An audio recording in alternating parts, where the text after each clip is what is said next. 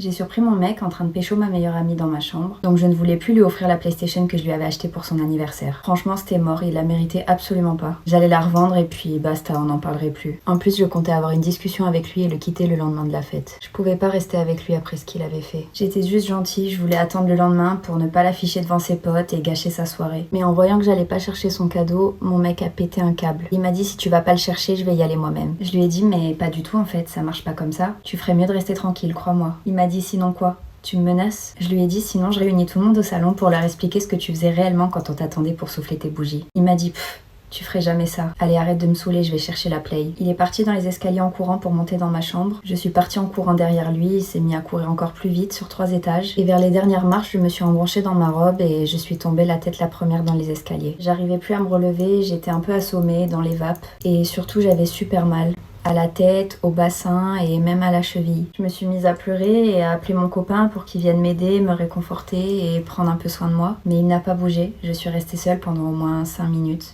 Je me suis dit qu'il m'avait peut-être pas entendue. Et d'un coup, je l'ai vu arriver, la PlayStation dans les bras, sourire aux lèvres, le regard fier. Il m'a regardée et il m'a dit « Chais, c'est le destin ça. Allez, fais pas ta chochotte, relève-toi, on va jouer à la Play. » Il m'est passé devant sans même m'aider à me relever et il est descendu avec son cadeau qu'il avait bien sûr déjà déballé.